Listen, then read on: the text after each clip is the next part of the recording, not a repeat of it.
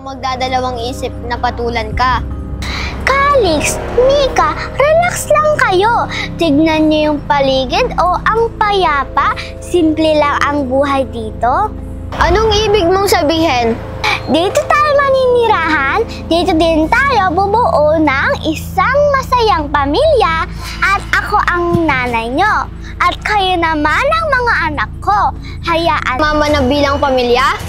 Kami, masaya kami nung dumating ka sa buhay namin.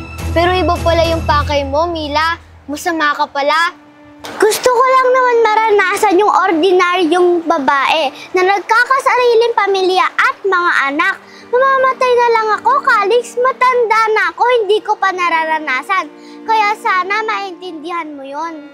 Mila, naiintindihan ko yung pinagdadaanan mo. Talaga?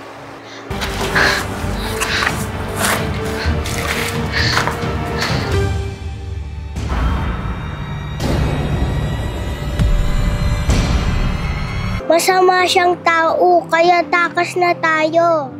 Hindi natin siya pwedeng iwan. Tignan mo naman yung kalagayan niya.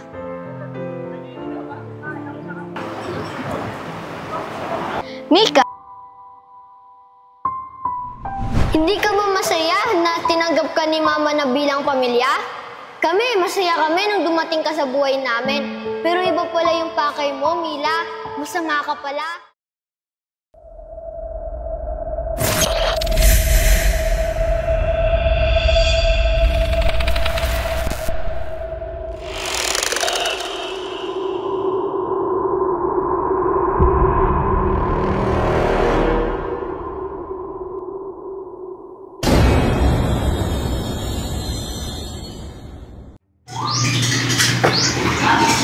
Ate, dito daw yung bahay kung saan may nakakita kay Mila. Sigurado ako nandito si Mika at Calix. Dito? Paano naman magkakaroon ng bahay si Mila? Di ba sa bahay ang punan siya nakatira? Ate, di ba sinungaling siya? Madami pa tayong di alam sa kanya. Tama ka, Charm. Ang importante lang sa akin ngayon, mahanap natin si Calix at Mika.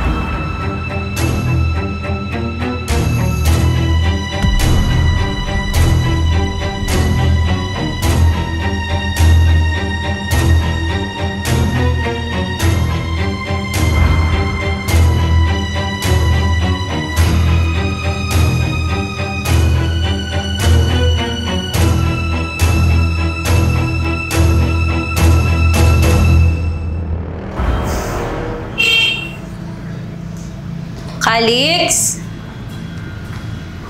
Mika? Calix? Mika?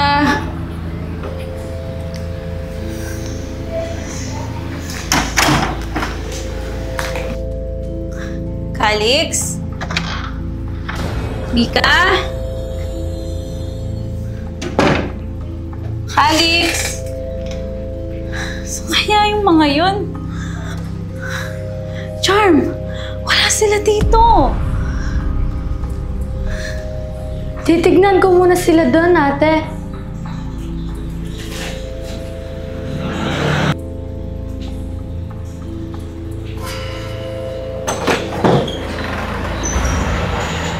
Ate, wala man din sila dito.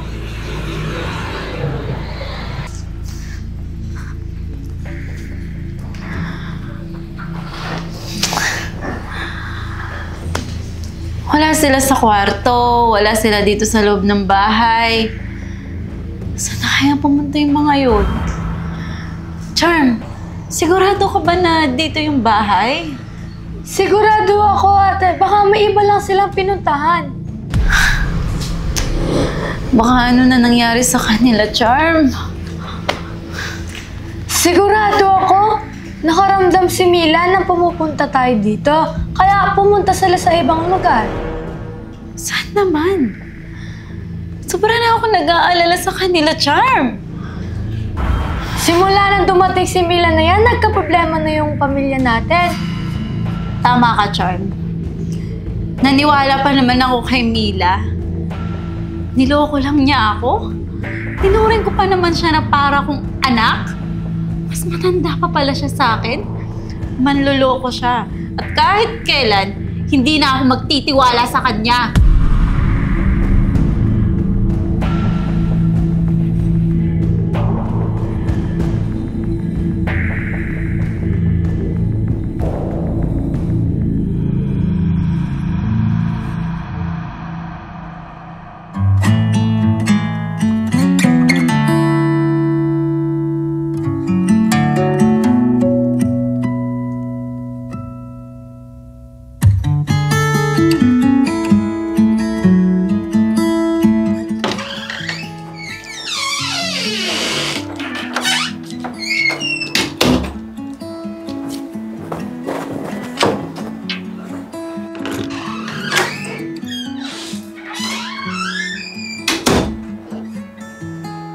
Wala sila, Mama. Walang tao dito sa bahay.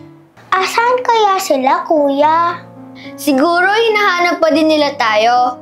Pero baka pauwi na din sila. Kaya magpahinga muna din tayo. Calix, Mika, ngayong nakauwi na kayo, masaya ako na nakasama ko kayo kahit sandaling panahon lang. Salamat din, Mila, dahil niligtas mo si Mika. At salamat din dahil inuwi mo kami ligtas. Aalis ka ba, ate? Di ko na kasi kayang tumira dito sa bahay nyo. Bakit naman, Mila? Di ba sabi mo magbabago ka na? Oo, pero hindi na kaya ng konsensya ko na niloko ko kayo. At saka baka hindi na ako tanggap ng mama nyo. Mabait naman si mama, ate, diba kuya?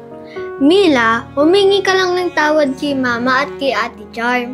Grabe no, ang tanda ko na, pero hindi pa rin ako nag-iisip ng tama. Alam ko naman na mali yun, pero ginawa ko pa rin. Wala akong kwentang tao. Sinayang ko lang yung binigay niyong pagmamahal sa akin. Mila, wag mo na sisihin yung sarili mo. Kahit anumang mangyari, kapatid pa din naman yung tuling namin sa'yo. At wag mong isipin na matanda ka na. Hindi na yun magbabago, ate. Salamat sa inyo, ha? Alam nyo, pinalaki talaga kayo ng mabuting bata ng mama nyo. Promise mo sa amin, ate, hindi mo na kami iiwan. Pangako.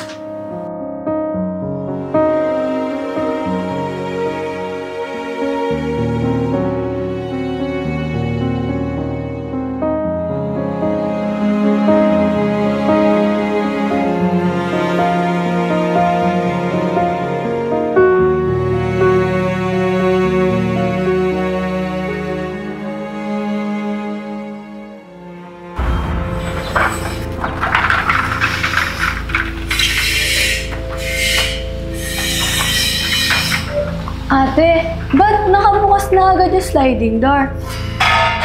Baka hindi mo nilock kanina. Nilock ko, ate. Dinouble check ko pa nga eh.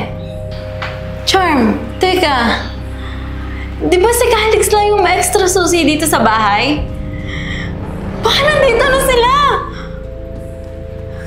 Tara!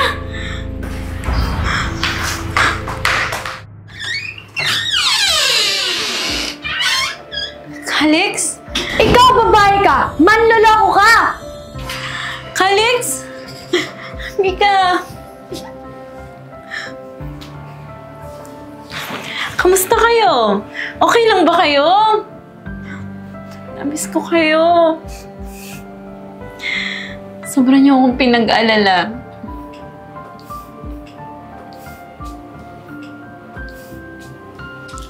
Okay lang po ako, mama. Pati po ako. Saan kayo nagpunta? Tsaka ano yung nangyari sa inyo? Ate, tinatanong pa ba yan? Eto, si Mila, siya yung may kasalanan ng lahat. Magpapaliwanag ako. Huwag ka na magpaliwanag. Sinungaling ka at manloloko. Bakit mo kami niloko, Mila? Tinuring ka namin na para naming pamilya, pero sinukli mo sa amin? Panloloko? Patawarin niyo ako. Di ba matanda ka na? Pero dahil ka pa ng bata akong mag-isip? Dinamay mo pa sila sa pagiging makasarili mo. Matanda ka na pero hindi ka nag-iisip ng tama. Tinuring pa naman kitang anak pero matanda ka pa pala sa akin? Patawarin niyo ako, Mama Celine. Hindi mo akong mama. Ang kapal ng mukha mo para tawagin mo akong Mama Celine? Eh, lola na nga kita. Dinamoy mo pa yung anak ko sa pagiging baliw mo at makasarili mo. Mama, tama na. Nag-usap na po kami ni Mila na magbabago na po siya.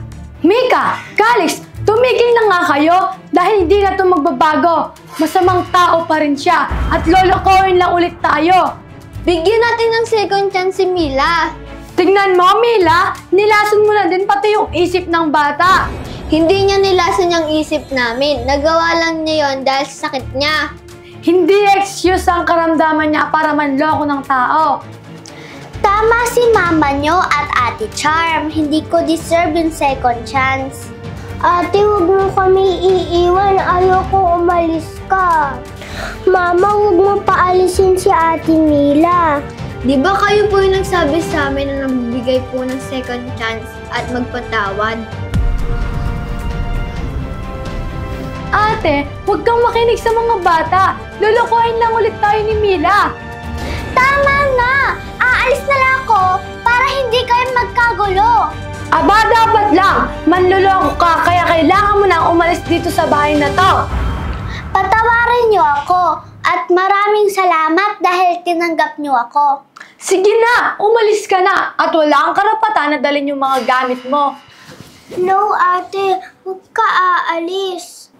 Calix, Mika, sorry hindi ko matutupad yung pangako ko na hindi ko kayo iiwan. Sana patawarin niyo ako. Alis ka na!